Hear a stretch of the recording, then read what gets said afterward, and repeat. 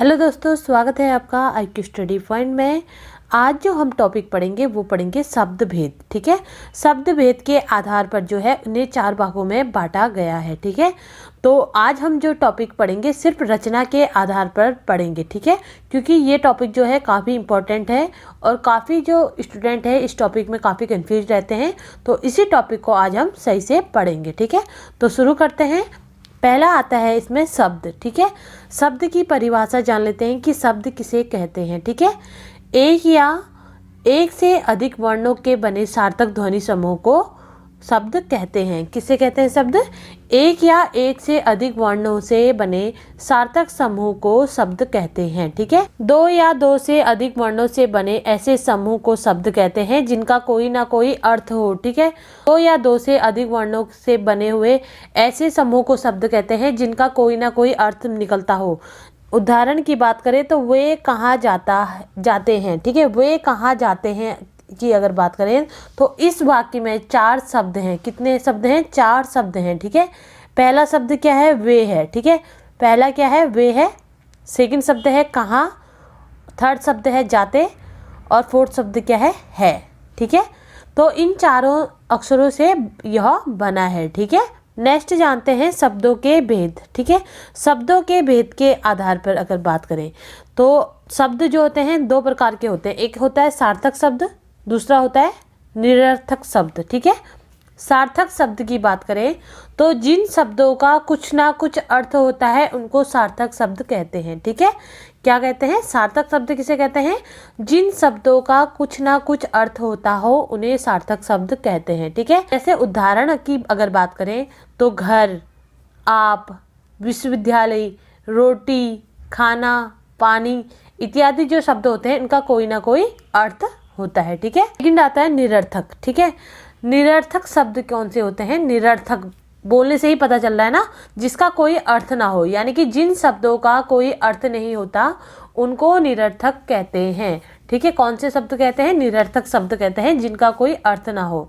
Example की बात करें तो फटाफट, चटाचट, टन, फट इत्यादि जो शब्द होते हैं इनका कोई अर्थ नहीं होता है लेकिन हम इसे यूज करते हैं। ठीक है ना, और कुछ निरर्थक शब्द ऐसे भी होते हैं जिनको हम सार्थक शब्दों के साथ प्रयोग करते हैं, जैसे ठीक ठाक, काम धाम, खाना वाना।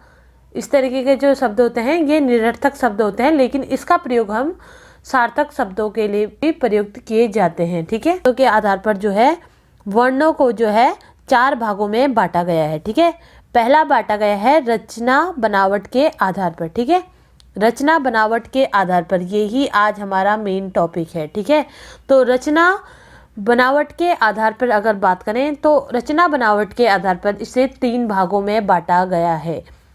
तो इन्हीं के बारे में आज हम पढ़ेंगे। ठीक है, क्योंकि रूढ़ शब्द, यौगिक शब्द और योगरूढ़ शब्द क्या होते हैं, इससे 1 या 2 क्वेश्चन हमेशा पूछे जाते हैं। ठीक है, में ही ज़्यादातर जो स्टूडेंट हैं वो गलती करते हैं, वो समझ नहीं पाते हैं कि जो रूढ़ शब्द है वो क्या है, यौगिक शब्द क्या होता है और योगरूढ़ शब्द क्या होता है। इसी में ही 1 मार्क्स जो होता है वो कट जाता है। ठीक है, तो आपको ये सोच के पढ़ना है कि हमें इसमें जो 1 मार्क्स है वो लेना ही लेना है। ठीक है, मैं कभी भी आपको पढ़ाती हूँ तो मैं ये सोच के नहीं पढ़ाती कि मेरे कोई स्टूडेंट पढ़ रहे हैं। ठीक है, मैं हमेशा ये सोचती हूँ कि मेरे भाई बहन पढ़ रहे हैं जिनके 1 नंबर भी बहुत मायने रखता है। ठीक है, तो मेरे से जितना अच्छा हो सके मैं आपको हमेशा समझाने की कोशिश करती हूँ। तो शुरू करते हैं इन टॉपिकों के बारे में। पहला आता है रचना के आधार पर शब्दों के 3 भेद होते हैं। ठीक है, रचना के आधार पर शब्दों के कितने भेद होते हैं? 3 भेद होते हैं। ठीक है, ये क्वेश्चन पूछा भी जाता है कि रचना के आधार पर जो है वो शब्दों के कितने भेद होते हैं। ठीक है, रचना के आधार पर शब्दों के 3 भेद होते हैं। ठीक है, आपको याद नहीं भी आ रहा है तो रचना लिखिएगा। ठीक है, रचना में देखिएगा कि कितने शब्द हैं। पहले रौ, क्या शब्द है? 1 शब्द है। चौ, दूसरा शब्द है। नौ, तीसरा शब्द है। ये आ की मात्रा लगी है तो ये कोई शब्द तो है नहीं क्योंकि ये एक मात्रा है। ठीक है, तो खुद ही लगा लीजिएगा कितने शब्द हैं? 3 शब्द हैं। पहला क्या है? रौ है, दूसरा क्या है? चौ है, उसके बाद तीसरा क्या है? नौ है। ठीक है, तो रचना के आधार पर शब्द के कितने भेद होते हैं? 3 भेद होते हैं। ठीक है, पहला आता है रूढ़ी शब्द। ठीक है, जिसे बोलते हैं रूढ़ शब्द। रूढ़ शब्द की अगर बात करें, जो जिनका कोई सार्थक खंड नहीं हो लेकिन पारंपरिक रूप से विशेष अर्थ प्रदान करते हो, रूढ़ शब्द कहलाते हैं। समझिएगा इसे ध्यान से, ठीक है। जिनका कोई सार्थक खंड नहीं हो लेकिन परंपरागत रूप से विशेष अर्थ प्रदान करते हो, रूढ़ शब्द कहलाते हैं। एग्जाम्पल दिया है आम, कान, पानी, कलम, कमल, हाथी आदि, ठीक है। एक संधि विच्छेद लेती हूँ आम का, ठीक है। अगर मैं आम को किसी भी तरीके से विभक्त कर देती हूँ आ प्लस मौ, ठीक है, मैंने कर दिया आ प्लस मौ, तो अगर मैं संधि विच्छेद तो मैंने कर लिया इसमें, लेकिन मैं देखूं इसमें कोई मीनिंगफुल इसका अर्थ निकल पा रहा है, नहीं निकल पा रहा है। तो ऐसे शब्द जिनका कोई सार्थक खंड नहीं हो लेकिन परंपरागत रूप से वो एक विशेष अर्थ प्रदान करते हो, रूढ़ शब्द कहलाते हैं। जैसे आम, कमल, पानी, हाथी, कलम, जितने भी ये शब्द होते हैं इनको हम तोड़ नहीं सकते, क्योंकि इनको अगर आप तोड़ोगे भी तो इनका कोई विशेष अर्थ निकल के नहीं आएगा। तो ये क्या कहलाते हैं? रूढ़ शब्द कहलाते हैं। तो कभी भी आप याद रखिएगा कि रूढ़ शब्दों का आप खंडन नहीं कर सकते हैं, ठीक है। खंडन अगर आप करेंगे भी तो कोई उसका अर्थ निकल के नहीं आएगा, ठीक है, क्योंकि जो संधि विच्छेद है उसमें कुछ ना कुछ अर्थ निकल के आना चाहिए, ठीक है। तो अगर आप इन चीज़ों का संधि विच्छेद करेंगे भी तो आपको इसमें कोई इसका अर्थ निकल के नहीं आएगा, ठीक है। तो समझ लीजिएगा रूढ़ शब्द क्या होते हैं, जिनका कोई सार्थक खंड नहीं होता है लेकिन परंपरागत रूप से एक विशेष अर्थ प्रदान करते हैं, उन्हें रूढ़ शब्द कहते हैं, ठीक है। ये माइंड में डालना है अपने रूढ़ शब्दों के बारे में, ठीक है। क्वेश्चन इस तरीके से पूछा जाएगा, जैसे लिखा जाएगा कि रूढ़ शब्द क्या है, ठीक है। आपको दिया जाएगा विद्यार्थी, पंचवर्षीय, छात्रावास, हाथी। तो ध्यान रखिएगा, दिमाग में आपका अगर आप ये अच्छे से पढ़ लेंगे तो दिमाग में उसी समय आपका आ जाएगा कि हाथी, हाथी क्या है? एक रूढ़ शब्द है, क्योंकि इसे हम तोड़ नहीं सकते। तोड़ने के बाद इसका क्योंकि कोई विशेष अर्थ यह प्रदान नहीं करता, तो यह क्या है? रूढ़ शब्द है, ठीक है। नेक्स्ट आता है यौगिक शब्द, ठीक है। ये भी मोस्ट इम्पॉर्टेंट है, ये भी याद रखिएगा। ज़्यादातर जो क्वेश्चन पूछे जाते हैं वो यौगिक शब्द और योगरूढ़ शब्द इन दोनों से ही पूछे जाते हैं, ठीक है। तो यौगिक शब्द कौन से होते हैं ये हम जान लेते हैं, ठीक है। जो शब्दों के योग से बने होते हैं उन्हें यौगिक शब्द कहलाते हैं, ठीक है। जो शब्दों के योग से बने होते हैं उन्हें क्या कहलाते हैं? यौगिक शब्द कहलाते हैं। यानी यौगिक शब्दों का खंडन करने पर उनका कुछ ना कुछ अर्थ जरूर निकलता हो, उन्हें यौगिक शब्द कहते हैं, ठीक है। ऐसे शब्द जिनका अगर आप खंडन करेंगे तो वो कोई ना कोई अर्थ जरूर प्रदान करते हैं, उन्हें यौगिक शब्द कहते हैं, ठीक है। इनकी पहचान कैसे करेंगे मैं आपको बता देती हूँ, ठीक है। जिसमें संधि हो, ठीक है, संधि, समास, उपसर्ग या प्रत्यय, ठीक है। किस किस से बने होते हैं? संधि, समास, उपसर्ग और प्रत्यय के बने होते हैं, ठीक है। तो आपको याद रखना है कि जिसमें संधि, समास, उपसर्ग और प्रत्यय दिया हो तो आपको ध्यान रखना है कि वो क्या है? यौगिक शब्द हैं, ठीक है। जैसे एग्जाम्पल मैंने आपको दिया है उदाहरण के लिए, छात्रावास, विद्यालय, रामायण और ग्रीस। जैसे छात्रावास, विद्यालय, रामायण, ग्रीस आदि, ठीक है। छात्रावास का अगर हम संधि विच्छेद करते हैं तो छात्रावास का अगर हम संधि विच्छेद करते हैं तो छात्र प्लस आवास। छात्र मतलब क्या होता है? स्टूडेंट, और आवास मतलब घर, ठीक है। तो यानी कि ये जो है एक सार्थक अर्थ प्रदान कर रहे हैं, ठीक है। छात्रावास यानी कि छात्र का रहने का घर, ठीक है। नेक्स्ट देते हैं विद्यालय। विद्यालय की अगर बात करें तो विद्या प्लस आलय, विद्यालय, विद्या यानी कि जहाँ से विद्या अर्जित की जाती है, विद्यालय, ठीक है। नेक्स्ट बनता है रामायण, राम प्लस अण, तो रामायण ये भी एक सार्थक शब्द है, ये भी क्या है? एक यौगिक शब्द है, ठीक है। उसके बाद ग्रीस, ग्री का मतलब होता है पहाड़, ठीक है, और इसका मतलब क्या होता है? देवता, ईश्वर, ठीक है। तो यह भी क्या है? एक सार्थक शब्द है, ठीक है। तो याद रखिएगा, तो आप याद रखिएगा यौगिक शब्दों का जो खंडन करने पर उनका कुछ ना कुछ अर्थ निकलता हो वो क्या कहलाते हैं? यौगिक शब्द कहलाते हैं, ठीक है। जिसमें संधि, सर्वनाम, उपसर्ग और प्रत्यय के बने होते हैं। एग्जाम्पल में मैं बोलती हूँ सुमन, ठीक है। सुमन की अगर बात करें तो सुमन का क्या होता है संधि विच्छेद, सु प्लस मन, सुमन, ठीक है। तो सु क्या है, इसमें उपसर्ग है, क्या है, उपसर्ग है। और मैंने आपसे बोला था कि इसमें यौगिक शब्दों में जो है वो उपसर्ग का प्रयोग होता है, ठीक है। तो आप समझ जाएंगे कि ये क्या है, एक यौगिक शब्द है, ठीक है। बाद में ले लूँ लिखाई, ठीक है। लिखाई की अगर बात करें तो लिखाई का क्या होगा, लिखा प्लस ई मिलके क्या बनेगा, लिखाई। तो इसका जो लिखा का तो बनना है अर्थ और ई का नहीं बनना है, तो ई क्या होगा, प्रत्यय होगा। प्रत्यय किसे कहते हैं, प्रत्यय उसे कहते हैं जिनके पीछे के शब्द का कोई अर्थ ना हो, वो क्या कहलाते हैं, प्रत्यय कहलाते हैं, ठीक है।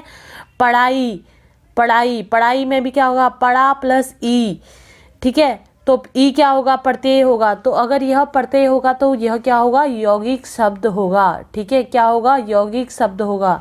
तो याद रखिएगा यौगिक शब्द क्या होते हैं, यौगिक शब्दों का खंडन करने पर कुछ ना कुछ अर्थ जरूर निकलता हो, यौगिक शब्द कहलाते हैं। कंफ्यूज मत होइएगा इसमें, ठीक है। ये नोट्स हैं, ये नोट डाउन कर लीजिएगा। जिसमें संधि, समास, उपसर्ग और प्रत्यय के बने होते हैं वो क्या कहलाते हैं, यौगिक शब्द कहलाते हैं, ठीक है। जिसमें संधि, समास और उपसर्ग के बने होते हैं वो क्या कहलाते हैं, यौगिक शब्द कहलाते हैं। ये याद रखिएगा आप, ठीक है। नेक्स्ट आता है योग रूढ़ शब्द, ठीक है। योग रूढ़ शब्द, योग रूढ़ शब्द की बात करें तो जो शब्द दो या दो से अधिक शब्दों के योग से बने होते हैं पर अपना सामान्य अर्थ छोड़कर कोई विशेष अर्थ देने लगते हैं उन्हें योग शब्द, रूढ़ शब्द कहते हैं, ठीक है। तो शब्द दो या दो से अधिक शब्दों के योग से बने होते हैं परंतु अपना जो सामान्य अर्थ है उसको छोड़ के कोई एक विशेष अर्थ देते हैं उन्हें क्या बोलते हैं, योग रूढ़ शब्द बोलते हैं, ठीक है। और योग रूढ़ शब्द जो होता है उसमें वह क्या होते हैं, बहुव्रीहि समाज के जितने भी उदाहरण होते हैं वो योग रूढ़ शब्द होते हैं। कुल मिला के ये जान लीजिए कि जो 98% देवता, ठीक है, 98% जो देवता होते हैं, भगवान हैं, उनके पर्यायवाची जो है वो क्या होता है, योग रूढ़ शब्द होते हैं। तो अगर आपने देवता, जितने भी देवता हैं उनके पर्यायवाची अगर आपको याद हो तो आप आसानी से इन क्वेश्चनों को कर सकते हैं, ठीक है। एग्जाम्पल के साथ जानते हैं। जैसे पंकज, पंकज लिखा है, लंबोदर लिखा है, दशानन लिखा है, नीलकंठ लिखा है। पंकज की बात करें तो पंख प्लस जौ मिलकर क्या बनता है, पंकज बनता है, ठीक है। और पंख का अर्थ क्या होता है, कीचड़, कीचड़ होता है पंख का अर्थ, ठीक है। और जौ का अर्थ क्या होता है, उत्पन्न, यानी कि जो कीचड़ से उत्पन्न हुआ हो। तो इसमें पंकज किसे बोला जा रहा है, कमल को बोला जा रहा है। किसे बोला जा रहा है, कमल को बोला जा रहा है पंकज, ठीक है। इसमें पंकज जो है कमल को बोला जा रहा है, ठीक है। तो हम कभी भी अगर पंकज की बात करें, ठीक है, तो हमें पता है पंकज का पर्यायवाची है, कमल का है, ठीक है। और कमल कहाँ खिलता है, कीचड़ में उत्पन्न होता है, ठीक है। शब्द जो है वो अपना सामान्य अर्थ छोड़ के कोई विशेष अर्थ देने लग रहा है तो इसलिए यह क्या है, योग रूढ़ शब्द है, ठीक है। नेक्स्ट है लंबोदर। लंबोदर का क्या है, लंबा प्लस उदर, ठीक है। लंबोदर का क्या है, लंबा प्लस उदर। तो लंबोदर का अर्थ होता है, लंब का क्या अर्थ होता है, लंबा, ठीक है। और उदर का क्या अर्थ है, पेट, यानी कि जिसका लंबा पेट हो उसे क्या बोलते हैं, गणेश, ठीक है। तो हमारे दिमाग में आता है ना, जिसका लंबा पेट यानी कि जिसका लंबोदर यानी कि जिसका लंबा है उदय, तो उसे क्या बोलते हैं, गणेश। तो झट से हमारे दिमाग में गणेश आया। हम ये भी तो सोच सकते थे ना कि लंबा जिसका पेट है वो आदमी, कोई आदमी का नाम भी ले सकते थे, लेकिन हमारे दिमाग में डायरेक्ट क्या आया, गणेश भगवान का, ठीक है। तो यह क्या है, रूढ़ शब्द है, ठीक है। उसके बाद दशानन, 10 प्लस आनंद, ठीक है। 10 का मतलब होता है 10 एक संख्या हो गई, ठीक है। 10 का मतलब 10 ही हो गया। आनंद का मतलब होता है मुख या सिर, ठीक है। तो जिसके 10 सिर होते हैं वो कौन है, रावण है, ठीक है। कोई इंसान के तो 10 सर होते नहीं है। तो दशानन यानी कि 10 सरों वाला कौन होता है, रावण होता है, ठीक है। और रावण क्या है, एक बहुवीरी समाज है, ठीक है। तो रावण एक बहुवीरी समाज है, तो यह क्या है, योग रूढ़ शब्द है, ठीक है। आता है नीलकंठ। नील प्लस कंठ, नीलकंठ, ठीक है। नील का अर्थ होता है नीला और कंठ का अर्थ होता है गला। नीलकंठ यानी कि जिसका गला जो है वो नीला हो, तो जिसका गला नीला हो तो उससे क्या आता है, शिव, शिव का ध्यान हमें आता है इससे, ठीक है। तो यह क्या है, एक रूढ़ शब्द है, ठीक है। क्योंकि यह जो जितने भी मैंने आपको उदाहरण दिए हैं, यह जो है अपने सामान्य अर्थ को छोड़ के कोई हमें एक विशेष अर्थ प्रदान करते हैं, तो यह क्या है, योग रूढ़ शब्द कहलाते हैं, ठीक है। जैसे मैंने बोला चार पाई, ठीक है, चार पाई, चार प्लस पाई, पाई का चार का मतलब चार एक संख्या हो गई और पाई का मतलब क्या हो गया, पैर, ठीक है।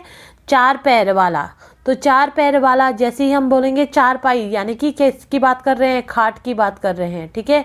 तो ये क्या होता है, योग रूढ़ शब्द होता है, ठीक है।